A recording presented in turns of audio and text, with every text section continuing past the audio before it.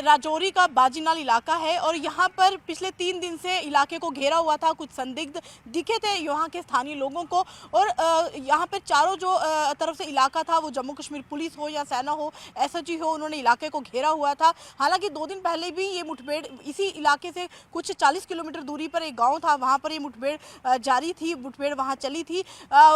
लेकिन बुद्धल इलाके में जो मुठभेड़ हुई उसके बाद वहाँ से आतंकी जो थे, 3 आतंकी बताए जा रहे थे, लेकिन 2 जो थे वहाँ से भागने में सफल हुए थे। तो ऐसे में यहाँ पर भी इसी गांव में बाजीनाल इलाके में जब स्थानीय लोगों ने कुछ संदिग्ध को देखा तो सेना ने चारों तरफ से इलाके को पहले घेरा और उसके बाद उन्होंने आतंकियों ने जो सेना के ऊपर अंधाधुंध फायरिंग शुरू कर दी।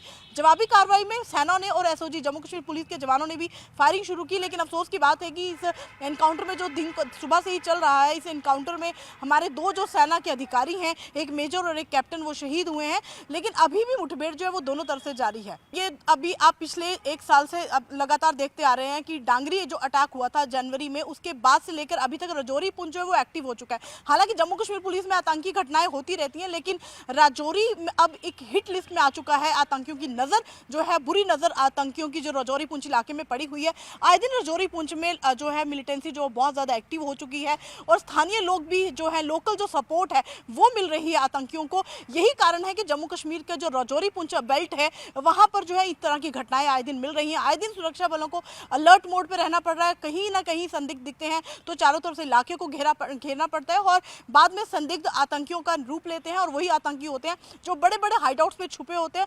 ऐसे में जो बाजीनाल इलाका है वहां पर इससे पहले कभी भी इस तरह का हादसा पेश नहीं हुआ। हालांकि बुद्धल, माहौर, रियासी के बहुत सारे राजौरी के इलाके हैं जहाँ पर मुठभेड़ हुई है, लेकिन ये जो इलाका है बाजीनाल, ये एक गाँव है। यहाँ पर लोग रहते हैं, स्थानीय लोगों की आवाजाही है, स्कूल्स हैं, घर हैं लोगों के, सरकारी दफ्तर हैं। लेकिन ऐसे इलाके में जहां पर एक छोटा सा जंगल था, वहां पर आतंकियों ने हाइडआउट बनाकर वो पिछले 3 दिन से वहां पर छुपे हुए थे। हालांकि ये भी सुनने में आ रही खबर कि वो मार्केट में भी गए हैं, उन्होंने खाने पीने की चीज़ें भी वहां से खरीदी हैं, बाद में फिर से वो उसी हाइडआउट में जाकर छुपे हैं।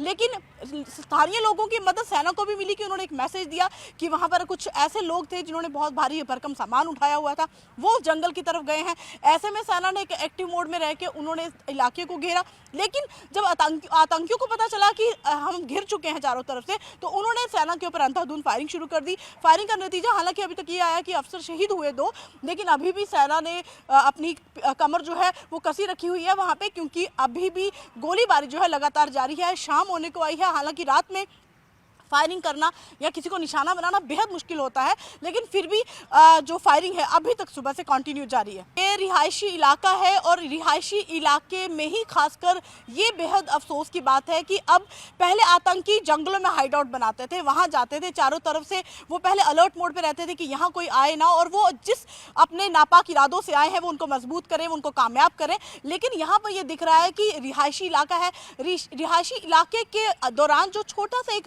क्योंकि चूंकि पहाड़ी क्षेत्र है, जिस इलाके की मैं बात कर रही हूँ पहाड़ी इलाका है, घरों घर रिहायशी इलाके हैं, लेकिन जो घर हैं वो बेहद दूर हैं।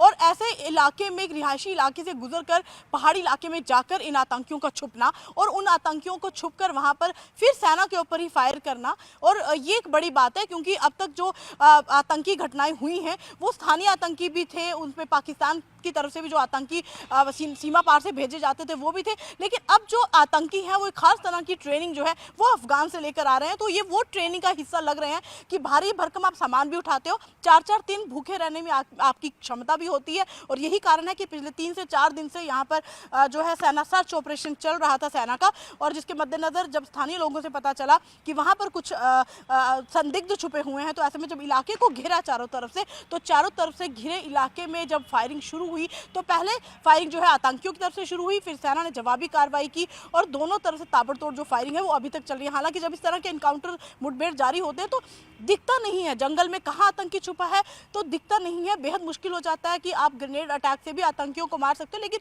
मुश्किल वहाँ आती है जब अंधेरा छा रहा होता है, मुश्किल तब आती है जब धुंध पड़ रही होती है, मुश्किल तब भी आता है जब घना जंगल हो। लेकिन इतना घना जंगल होने के बावजूद भी उन्होंने जब सेना पे फायर किया तो सेना ने भी जवाबी कार्रवाई में फायरिंग की। हालांकि उनको मारना अभी बहुत मुश्किल है। खबर आ रही थी कि शायद एक आतंकी ढेर हुआ है, लेकिन अभी तक उसकी पुष्टि नहीं हुई है। लेकिन 2 जो अधिकारी थे जिनको गांव वालों ने हालांकि जंगल से उसकी बॉडी चारपाई पे लाई है, उनके शवों को लाया है, जो सेना के 2 अधिकारी शहीद हुए हैं। बेहद अफसोस की बात है कि कोशिश सेना की हमेशा यही रहती है, जम्मू कश्मीर पुलिस हो, सेना हो, जब भी इस तरह की आतंकी घटनाएं होती हैं तो कोशिश ये रहती है कि हमारा नुकसान ना हो, हमारा कोई जवान या पुलिस का हो या कोई अधिकारी हो उसको कोई वो निशाना ना बना सके। लेकिन एक डेंस फॉग होने के बावजूद, डेंस जो एक घना जंगल था उसके होने के बावजूद जो है फायरिंग तो दोनों तरफ से चली, लेकिन वो किसी ऐसे हाइड आउट में बैठे जिनको सब कुछ दिख रहा है और उन्होंने हमारे अधिकारियों को निशाना बनाया। और अब हमारे अधिकारी निशाना बने हैं, फिर भी अपनी पीठ किसी ने नहीं दिखाई है। सेना के जवान तत्पर तैयार हैं, वहां खड़े हैं, फायरिंग दोनों तरफ से जारी है।